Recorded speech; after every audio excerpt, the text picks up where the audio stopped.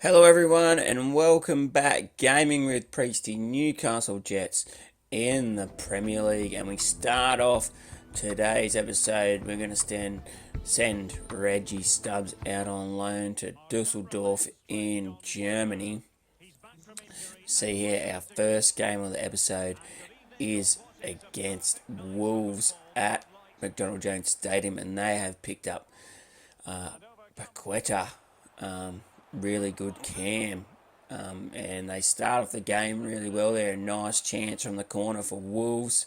So the A-League started last night, guys. Melbourne City got the business done against Brisbane Roar at home. As you see, Wolves take the lead through Diego Rossi. Yeah, it was a decent game in the first half. I think you can just see Melbourne City were the better team. I mean, it's funny, they won the grand final last year. Arguably, Tilio was the best player on the field. He didn't win the Joe Marsden medal. That went to Atkinson. He won the Joe Marsden medal for best player in the grand final. Kolakovsky, he wouldn't have been too far behind either of those two in the player of the grand final, Joe Marsden medal. For those who don't know, Joe Marsden was one of the real trailblazers of Australian football who played in the old English Division 1, probably our first ever player. And yeah, I can't believe that all three of them. So Melbourne City, you think they won the grand final, and they were pretty clearly the best team in the A-League last season. And they just, all three of them, all of them started on the bench. You just think, oh my God. So Melbourne City, in my opinion, definitely the team to beat again this year in the A-League. Although Brisbane Roar, I guess 2-0. We've gone 2-0 down here to Wolves. 2-0, we always say it's the scariest scoreline in football. I guess it's only natural for teams to sit back. But yeah, as we move forward here to the first Newcastle derby of the career mode of the save, actually. So something to really be excited about here is that Ollie Watkins and Badu up front for them. So plenty of pace for Newcastle United. Yeah, let me say 2-0, it's the hardest scoreline. It's only natural for teams to kind of sit back on that.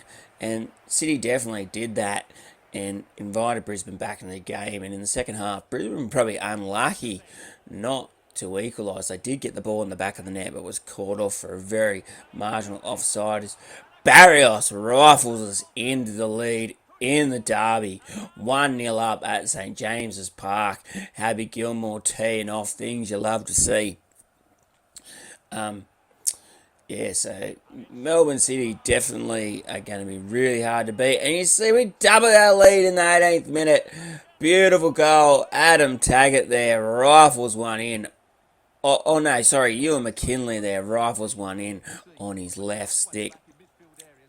So we're 2-0 up and having a laugh. Lacazette forces Carl Dowlow into a good save. Yeah, so, and then Odin Bele, he misses an opportunity. Yeah, Brisbane Roar, they have nothing to, they can hold their heads up reasonably high. So we have another chance there, and we should have finished that and made the score 3-0. Yeah, I'm not sure. Maybe if they're aiming bottom half of the top six, fifth or sixth, maybe should be their goal for the season. But they weren't terrible. So we see Badu there bring Newcastle United back in the game, but we win the derby. 2-1 goals from Barrios and McKinley there. Yeah, great result for the boys after we haven't had a great run of form recently. A real important win there as we try and stave off relegation and also gain bragging rights in the Newcastle derby. Yeah, so happy days. And you see here, have a look on the ladder, and I think that leaves us but still down towards the bottom. Oh no, it's sitting in 13th place. Newcastle United just above us, 18 points. So we're 9 clear of the relegation zone. We move into our following game on the episode against Manchester City. So things don't get any easier for us. Manchester City on top of the table, I believe, at the moment. But we've got to be optimistic and we've got to believe in our squad here. When we come up for challenges like this in the save, it's definitely not going to be easy at the City ground where they held, I don't know, Manchester Commonwealth Games. Jeez, you lose track of things. I can't remember when that was, to be honest.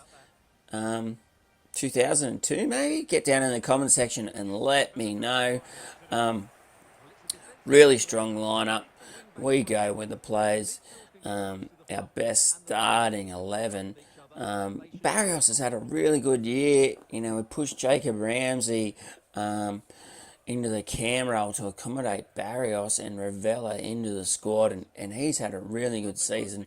See here early in the game though, Manchester City, Kevin Volan playing for them now.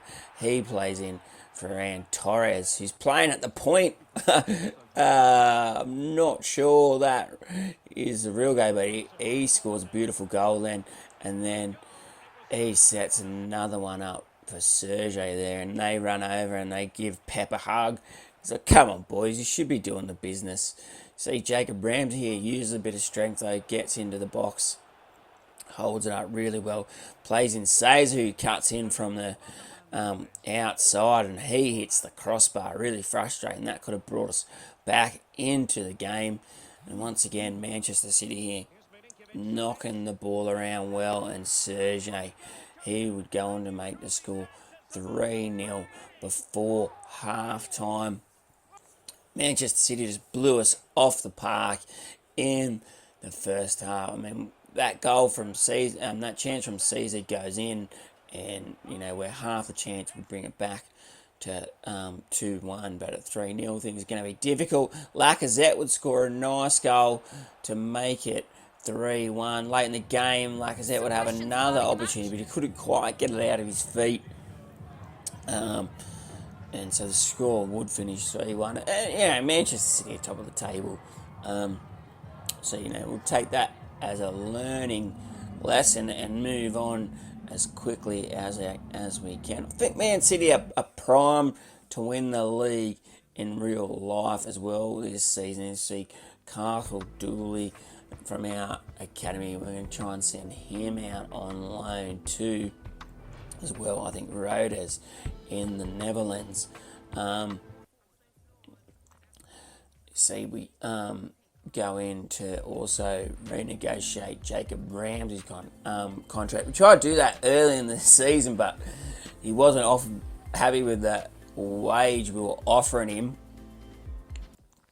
So we've gone back and we waited, and we've offered him another wage, and we're going to renew Adam Taggart's as well. Like, he's even at his age, he's still improving. I don't think there'd be any improvement in him, but he's with his pace, he's really handy to come off the bench, can create other team problems, and can start if we really need him to. You see, we going to the next game of the episode at home to Leeds United. Leeds have done ever so well after going all the way down to League One. Everyone knows their problems out of the Premier League for a long, long time. But they come back I guess in this save a few seasons ago, but last season in real life, and they play for the manager, and they do a really good job, and they're in a bit of a relegation struggle at the moment, but hopefully they can find their way out of that, because I do think the league is better off with Leeds in the top division. You see Barrios there has a great chance to put our boys in front. Would go just wide, and then Olsen, he would play in Ramsey, and he rifles it into the crossbar. Oh, I was like, that was definitely really disappointing. So Clinton plays Ramsey in again, and this time the defender blocks it, and we have an opportunity from Olsen from the free kick that we won, and we just put it wide, and then you know what's going to happen here. Deep into added time, 94th minute, in 3 minutes added time, and heartbreak at McDonald Jones Stadium. Leeds 1-0, and aren't they happy about it? Really heartbreaking loss, that one, guys. But I mean, that's football. We live and learn, and we move on. It's difficult. The goals I've noticed. The goals have dried up at periods for us sometimes throughout this season. And just then, we were clearly the better team. Leeds have one chance for one goal. Super disappointing. So, yeah, Leeds is down towards the bottom of the table. Hope you guys enjoyed this episode, and I'll see you guys next time.